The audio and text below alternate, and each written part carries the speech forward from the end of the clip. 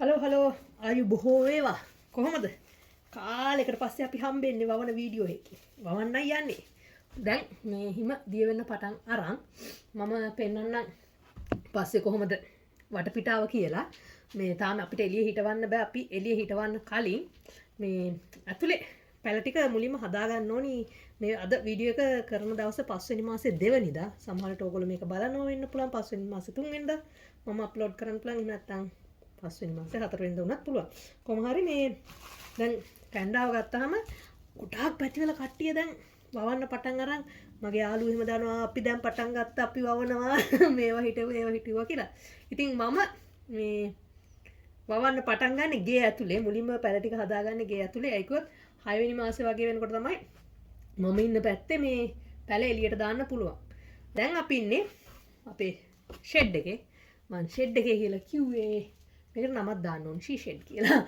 මේක තමයි මේ අවුරුද්දේ මම හදාගත්ත මගේ පොටින් මික්ස් කරන්න මොකක්ද ඒකට කියන්නේ මේ පස්සේම හදාගන්න පැල හදනකොට ගේ ඇතුලේ නැත්තම් අර මම පොඩි මේ කවරයක් එලාගෙන තමයි කරන්නේ. ඉතින් ඒකට වඩා මේක ලේසි හොඳට අතපය දිගල්ල කරන්න පුළුවන්. මේක ඇතුලේ තමයි ඉතින් මගේ අපේ ගාඩන් එකට ඕන කරන බඩු මුට්ටු අනම්මනම් ඔය තනකොළ කපන මැෂින් එතකොට සවල් රේක උදළු අනම්මනම් ඔක්කොමයි රිසයිකල් ඒවයි අපේ ඔන්චිල්ලයි අනම්මනම් ඔක්කොම තියෙන මේක ඇතුලේ. ඉතින් මම මේක ඇතුලේම හදාගත්තා. මට පැල හිටවන්න. හරිද? මම අද ඔයගලන්ට අලුත් මෙතඩ් එකක් කියලා දෙන්න යන්නේ. මට අලුත් සමහර විට ඔයගොල්ලෝ කලින් කරලත් ඇති. මේ මම අලුත් කියන්නේ මම දැන් මාසෙකට විතර මාස දෙකකට විතර කලින් අත්හදා බැලුවා. සමහර කට්ටිය දන්නවත් ඇති, නොදන්න කට්ටිය ඉන්නවත් ඇති. ඉතින් මෙයාගේ නම තමයි මොකක්ද දන්නවද? සීඩ් ස්නේල්. මෙයා හදාගන්න හරි ලේසි. හෝ මේ ගණන් ගන්න එපා සද්ද බද්ද. මම මේ හිටවල තියෙන සේජ්. මේ මම මෙයාව හිටවන්න ඇට දැම්මේ කවදද දන්නවද? ජනවාරි 13 වෙනිදා තමයි දාලා තියෙන්නේ. මේ වයි රෝස්මෙරිත් මං හිටෙව්වා. රෝස්මෙරි නම් මම මෙහෙම හිටෙව්වේ නෑ නිකන් මේ වගේ ට්‍රේ එක හිටෙව්වේ. මේ සීඩ් ස්නේල් එක මට දාලා හිටවන්න හිතුණා. මේ සේජ් මම කරලා නැති හින්දා වීඩියෝ එකක් දැක්කා. ඉතින් හිතුණා කරලා බලන්න. වැඩේ සාර්ථකයි. ඇට දාලා මේව කළා. මෙතන තියෙනවා පැල 10කට වැඩි තියෙනවා 2යි 4යි 10 15ක් විතර තියෙනවා. ඉතින් මේ 15 මට නෙමෙයි කට්ටියත් එක්ක බෙදා ගන්න. මෙයාගේ මුල් එහෙමත් හොඳට ඇවිල්ලා තියෙනවා මේ. එනවා යටි. මුල් එහෙම. ඉතින් ඕව එකක් හදා ගන්න හැටි තමයි කියලා දෙන්න යන්නේ. මේකට ඕගලන්ට ගන්න පුළුවන් මම අරන් තියෙන්නේ බබල් රැප් එකක්. ඕගලන්ට ගන්න පුළුවන් නිකන් පොලිතීන් ගන්න පුළුවන්. හොඳද? මේ වගේ ඒවා ගන්න පුළුවන්. තව මොනවද ඕගලන්ට ගන්න පුළුවන්? ඔය පොහොර එහෙම ගේන්නේ අපි කොම්පෝස්ට් අනම්මනම් ගේන ඉටි කවර තියෙන්නේ. ඒවා ගන්න පුළුවන්. ඔය වගේ ඒවා ගන්න පුළුවන්. ඉතින් මං ගාව බබල් රැප් ගොඩක් තියෙන හින්දා මම මෙයාව තමයි ගන්නේ. මුලින්ම මම කරන ටික ඔයාලට කියන්නම්කෝ. මෙන්න මෙහෙම සාමාන්‍ය ගානකට ඔයාට ඇති කියලා හිතන තරම් මහතට පළලට මෙහෙම පළලට කපා ගන්න ඕනේ. හොඳද? දැන් මෙහෙම කපා ගත්තට පස්සේ කොහමද සාක්කුවේ තමයි මගේ රබර් බෑන්ඩ් එක දාගෙන ආවේ. හරිද? මෙහෙම කරලා දැන් මම කරන්නේ මේකේ මොන පැත්ත වුණත් කමන්නේ නැහැ. මේ බෝල ටික් ටික් ගන්න පැත්ත හරි මේ ටික් ටික් ගන්න නැති පැත්ත හරි. මේ අපේ බබයි මම එකතුලා කඩලා දැන් ඒවා කැඩෙන්නේ නැද්ද? කැඩෙනවා සමහර ඒවා කැඩෙනවා. දැන් මේක හිටවන පැත්තකට තියලා කඩන්න තමයි හිත. හරිද? මම තියලා. ඔයා පස් ටිකක් දා ගන්න ඕනේ. මේ පස් මේ පොටින් මික්ස් එක කඩෙන් ගන්න. මේකට දානකොට මේ නිකන් අර වේලිලා වගේ නැතුව මෙහෙම මිරිකුවම මෙහෙම ගුලිය වගේ ඉන්න පුළුවන් විදියට මේ දැක්කද? ඒ විදියට දාන්න. හදා ගන්න තෙමලා එහෙම. මේ ඊට පස්සේ මෙන්න මේ තීරුව දිගේ එහෙම පස් දාගෙන යන්න. දැන් මම මේකේ මොනවද හිටවන්නේ කියලා කල්පනා කරනවද ඔයගොල්ලෝ? මම මේකේ දාස් පෙතිය අර චූටි ගිය අවුරුද්දේ ඔයගොල්ලන්ට මතකද? ජෙම් මෙරිගෝල්ඩ් කියන්නේ ෆ්‍රෙන්ච් මෙරිගෝල්ඩ්. අන්න ඒවා පැලවිලා තිබ්බ මල් වලින් සීඩ් ටිකක් ඉතුරු කරගත්තා. අන්න ඒවා ටික තමයි හිටවන්න යන්නේ.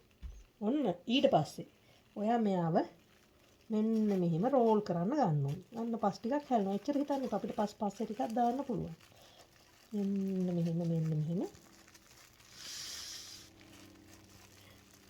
මෙහෙම ඔතාගෙන එන්න ඕනේ. හරිද? ඔතාගෙන ආවට පස්සේ මෙන්න මෙහෙම පතාගෙන යන්න ඕනේ. හරිද? sorry. කොහොම ඉන්න ඊට පස්සේ අපි මෙයාට හොඳට මෙහෙම රබර් බෑන්ඩ් එකක් දාලා මෙයාගේ අනිත් පැත්තටත් පේනවනේ ඔයගලන්ට. මේක ඇතුලේ කළු කරයි පේන්නේ. එළිය එච්චර ලොකුට අවුවක් නැහැ ඒකයි. මෙන්න මෙහෙම දාලා රබර් බෑන්ඩ් එකක්ම වෙන්න ඕනේ නැහැ. රබර් බෑන්ඩ් එකක් හොයාගන්න බැයි නම් මොකද කරන්න ඕනේ ඔයගොල්ලෝ? රබර් බෑන්ඩ් එකක් හොයාගන්න බැයි නම් මුල් කැල්ලක් හරි අරන් ගැට ගහන්න ඕනේ.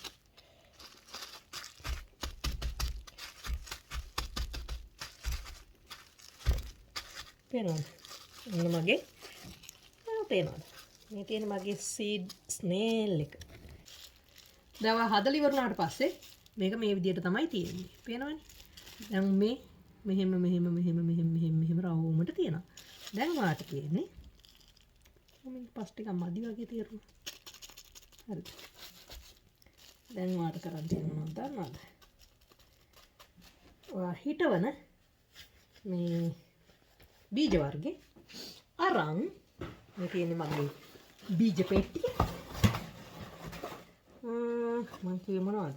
දාස් පෙට්ටිය හිටවනවා කියලා. මෙරිගෝඩ්ස් ගියවුද්දේ පරිස්සම් කරපු ඇට ටික සීඩ් ටික වැටෙන එකක් වැටෙනවා. මෙන්න මෙහෙම යන්න එතකොට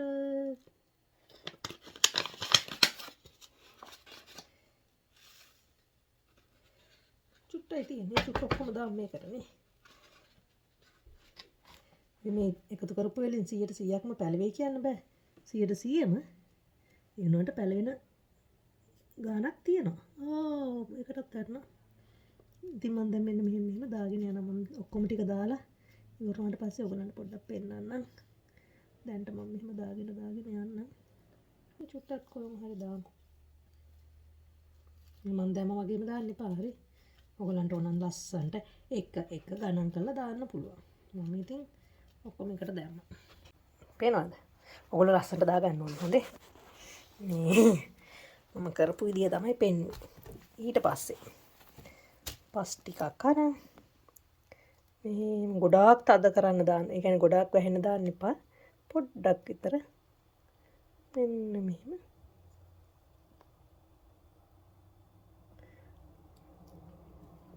මම කොහෙටද ෆෝන් එක අල්ලන් ඉඳලා තියෙන්නේ පේනවද ඔයගොල්ලන්ට? මෙහෙම දැම්මා. ඊට පස්සේ මේ කුඩින් වතුර දැම්මා. මේකට මෙහෙම ට්‍රූස් ගාලා වතුර ටිකක් දැම්මා. ඊට පස්සේ ඔයාලට ඕනනම් පුළුවන් මේක මොකේද ග්‍රෝ ලයිට් එකක් යටින් තියන්න. මම කියලා තියෙන්නේ ග්‍රෝ ලයිට් එකක් යට මේ මගේ පැල හැදෙනකන්. දැන් අර සේජ් එක ගෙනාවේ ග්‍රෝ ලයිට් එක යට තියලා මේ එහෙම නැත්නම් එළියේ හොඳට අවුව වැටෙන තැනක ඔයගොල්ලන්ගේ ග්‍රීන් හවුස් එකක් තියෙනවා නම් ග්‍රීන් හවුස් එක ඇතුලේ තියන්න පුළුවන්. දවස් 7ක් 8ක් වගේ යනකොට මේගොල්ලන්ගේ පැල එන්න ගන්නවා. ඊට පස්සේ ඇති තරම් කාලයක්. ඒ කියන්නේ සති 6ක් 7ක් වුණාත් ඔයාලට මේකේ මෙයාව හදාගන්න පුළුවන්. මුල් ටික හොඳට හැදිලෙනවා. ඊට පස්සේ ඔයාලට පුළුවන් කොහොමද හිටවන්නේ කියලා ප්‍රශ්නයක් එනවනේ. මෙයාලා හැදිලා හිටවන කාලය ආවම මේ රබර් බෑන්ඩ් එක ගලවන්න අර ඔය ඔතපු එකම අනිත් පැත්තට දිගාරින්න පැල ටික වෙන් කරගන්න. එච්චරයි. එහෙනම් try කරලා බලන්න. මේ වගේ එකක් තමයි මම මුලින්ම හැදුවේ. මෙන්න මේක තමයි අන්තිමට ආවේ. තව මාසයක් විතර මම මේක මෙහෙම තියනවා. තියලා හිටවනවා මොකේද? ලොකු පෝච්චි වල. එතකොට එළියෙන් තියන්න පුළුවන් නේ මට. සෝදයි. එහෙනම් අපි ගියා. හැමෝටම සුබ දවසක්. try කරලා බලන්න.